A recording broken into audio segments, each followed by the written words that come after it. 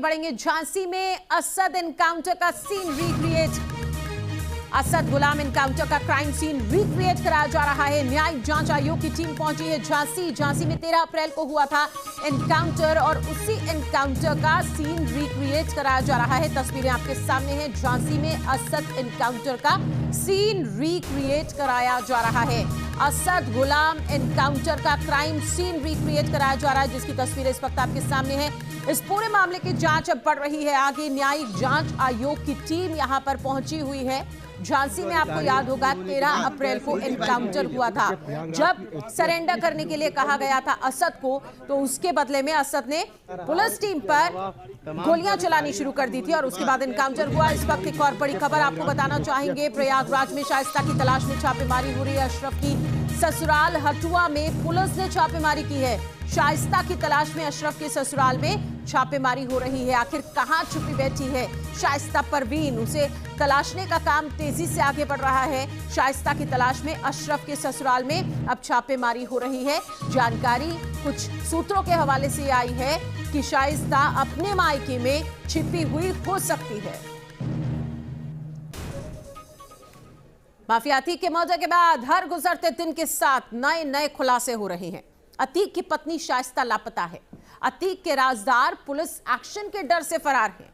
प्रयागराज के कसारी मसारी मोहल्ले में मौजूद शाइस्ता के पिता का मकान भी लावारिस हालत में पड़ा है। ऐसे में सवाल यह उठता है कि लेडी डॉन शाइस्ता का परिवार कहां फरार हो गया। अतीक के पिता मोहम्मद हारून के घर से news nation reporter Madhavendra Singh की यह ग्राउंड रिपोर्ट आप देखिए। हम इस वक्त मौजूद हैं प्रयागराज के कसारी मसारी मोहल्ले में मोहम्मद हारून के घर पर, जो कि अतीक अहमद के ससुर हैं, यानी शाइस्ता के जो पिता हैं, उनका ये घर है और ये घर खुला हुआ है। हम इस घर के अंदर चलेंगे और अंदर का हाल जानेंगे, लेकिन सामने आपको तस्वीर दिखा दें। जब से अतीक अहमद का 2020 में जो घर था वो गिराया गया था, उसके बाद से अतीक अहमद का परिवार इस घर में रह रहा था। लेकिन उसके बाद से जब से यहाँ पर शाइस्ता और उनके इस घर को गिराए जाने के बाद, जब से शाइस्ता फरार हुई और तमाम जो कार्रवाई हुई, उसके बाद इस घर में अगर हम बात करें, शाइस्ता के पिता यानी शाइस्ता का मायका है, पिता और परिवार के दूसरे लोग रह रहे थे। लेकिन अब अगर आप देखें तो घर खुला हुआ और घर छोड़ करके शाइस्ता के पिता और परिवार के लोग यहाँ से जा चुके हैं। आप देखें, घर के अंदर आपको लेके चलते हैं। ये जो है, ये ऐसा लगता है कि यहाँ का ड्राइंग रूम है और यहाँ पर अगर आप देखें तो यहाँ पर तमाम सामान जो है बिखरा हुआ है। ये एक अलमीरा है, इसमें आप देखें तो सामान जो है यहाँ पर कुछ बिखरा हुआ दिखाई देता है, कुछ कॉपी किताबें दिखाई देती हैं। और जिस तरह से ये अगर इन बुक्स की बात करें तो ये अतीक अहमद के बेटे जो हैं, जो नाबालिग बेटे हैं, पुलिस अभिरक्षा में उनकी बुक है, उनका नाम इस पर लिखा हुआ है। तो ये ड्राइंग रूम है और तमाम किताबें यहाँ पर बिखरी हुई दिखाई देती हैं। अब दूसरे कमरे में हम चलते हैं और समझते हैं कि दूसरे कमरों की क्या स्थिति है। घर खुला हुआ है और खुला घर छोड़ करके घर वाले फरार हो चुके हैं। दूसरे कमरे में हम आते हैं। एक और कमरा है, इसमें आप देखें तो हाईकोर्ट से जुड़ी कुछ किताबें हैं। जो परिवार का कोई सदस्य है वो हाईकोर्ट में वकालत भी करता है। और अगर आप और अंदर आएँ, घर के अंदर जाते हैं तो यहाँ पर ये आंगन है। आप यहाँ पर ये तस्वीर देखें, ये आंगन है घर का। और घर के अंदर अगर आप देखें तो यहाँ पर कुछ इस जगह पर कुछ प्याज और कुछ सब्जी जैसी चीज़ें हैं जो बिखरी हुई हैं। पूरी तरह से घर खुला हुआ। और अगर आप देखें तो एक पर्स है यहाँ पर, इस पर्स में कुछ रुपए भी दिखाई दे रहे हैं। ये 10-10 के नोट हैं।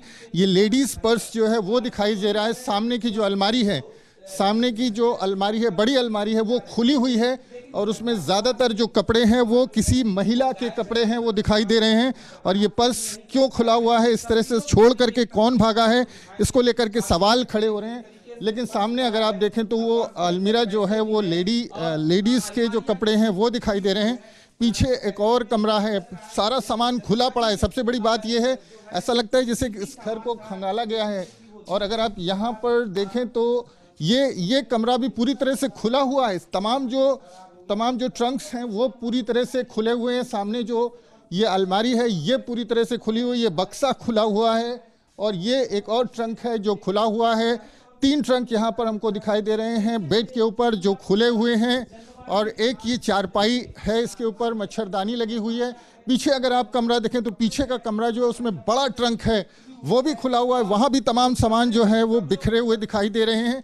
इसके अंदर भी जो है 2 बड़े ट्रंक दिखाई देते हैं जो बिखरे हुए हैं, और जिस तरह से यहाँ की तस्वीर है, जो तमाम कमरे हैं, जो तमाम बक्से हैं, वो खुले हुए दिखाई दे रहे हैं।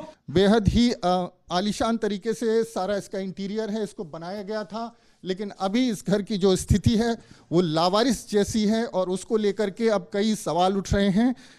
देखना ये होगा कि पुलिस की टीम यहाँ पर कब पहुँचती है, कब जांच करती है, और आखिर इस खुले हुए घर का रहस्य क्या है। वीडियो जर्नलिस्ट विजेंद्र के साथ मानवेंद्र प्रताप सिंह, न्यूज नेशन, प्रयागराज।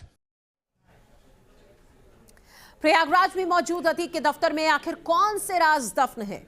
अतीक के दफ्तर में पिछले दिनों मिले खून के निशान सामने आने के बाद अब कई तरह के दावे किए जा रहे हैं। मौके से न्यूज नेशन संवाददाता माधवेंद्र सिंह की ये रिपोर्ट आप देखिए।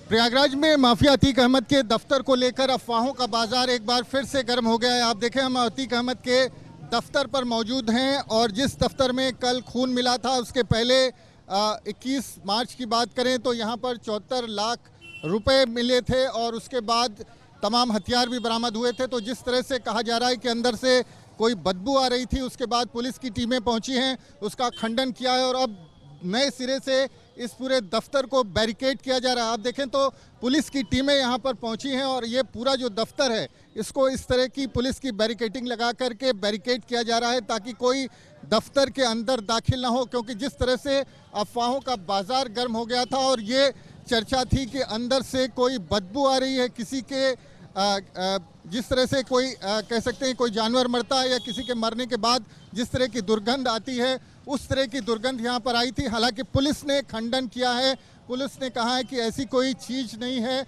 और जो ब्लड के सैंपल मिले थे कल यहाँ पर उनकी भी जांच की जा रही है। तो आप देखें लगातार यहाँ पर पुलिस की टीमें जो है वो बैरिकेड करने का काम कर रही हैं, और जिस तरह से खबर आई थी कि यहाँ पर जो तस्वीर है वो एक बार फिर से जो है वो यहाँ पर दिखाई दी थी कि किस तरह से यहाँ पर अफवाहों का बाजार गर्म था। आप देखें, ये इसको लॉक किया जा रहा है ताकि कोई अंदर दाखिल ना हो सके। और ये जो पूरा बड़ा दफ्तर है, जो करबला में ये दफ्तर है, यहाँ पर पुलिस की टीमें भी पहुँची हैं, और सील करने का एक तरह से काम किया जा रहा है। जो हिस्सा कल सील नहीं किया गया था उसको सील किया जा रहा है, और हम आपको आगे की तरफ लेके चलते हैं। और ये जो दफ्तर है इसका 1/3 हिस्सा तोड़ दिया गया था, क्योंकि ये अवैध निर्माण था, लेकिन इसके अंदर से तमाम रहस्य लगातार सामने आ रहे हैं। और ये जो पूरा घर है, अगर आप देखें तो इसका एक हिस्सा टूटा हुआ है, और ये देखिए ये बैरिकेडिंग की जा रही है अच्छे से ताकि कोई अंदर दाखिल ना हो सके। कहा जा रहा था कि अंदर कुछ ऐसा है जिसके चलते दुर्गंध आ रही है। हालांकि पुलिस के जो एसीपी हैं यहाँ के सत्येंद्र तिवारी, वो पहुँचे थे, उन्होंने खंडन किया है। और यहाँ पर अगर आप देखें इसी गेट से लोगों का आना जाना था, इस गेट को कल ही बंद कर दिया गया था, क्योंकि अंदर जो है वो खून के निशान मिले थे। तो अब थोड़ी देर में यहाँ पर जो पुलिस के और अधिकारी हैं वो पहुँचेंगे और स्थिति को स्पष्ट करेंगे कि आखिर ये माजरा क्या है, क्या वजह है कि इस दफ्तर को लेकर के रोज़ नए रहस्य सामने आ रहे हैं। पहले यहाँ से 74 लाख रुपए मिले थे, और उसके बाद 74 लाख रुपए के साथ हथियार भी मिले थे, और अब जो है कल की अगर बात करें तो यहाँ पर खून मिला था जो ग्राउंड फ्लोर से लेकर 2nd फ्लोर तक फैला हुआ था, और सामान जो है घर का अस्त व्यस्त था। जो दफ्तर का किचन था वो अस्त व्यस्त था, महिला के कपड़े थे, टूटी हुई चूड़ियाँ थी, और उसके बाद से ये कहा जा रहा था कि इस घर में कुछ ऐसा हो सकता है जो शायद किसी को ना मालूम हो। और उसके बाद से लगातार तमाम तरह की अफवाहें थी, जिसके बाद अब पुलिस ने यहाँ पहुंचकर इसको पूरी तरह से सील करने का निर्णय लिया है। और यहाँ पर तमाम जो नगर निगम के कर्मचारी हैं, पुलिस के कर्मचारी हैं, वो लगातार इस दफ्तर को सील करने का काम कर रहे हैं। वीडियो जर्नलिस्ट विजेंद्र के साथ मानवेंद्र प्रताप सिंह, न्यूज़ नेशन, प्रयागराज।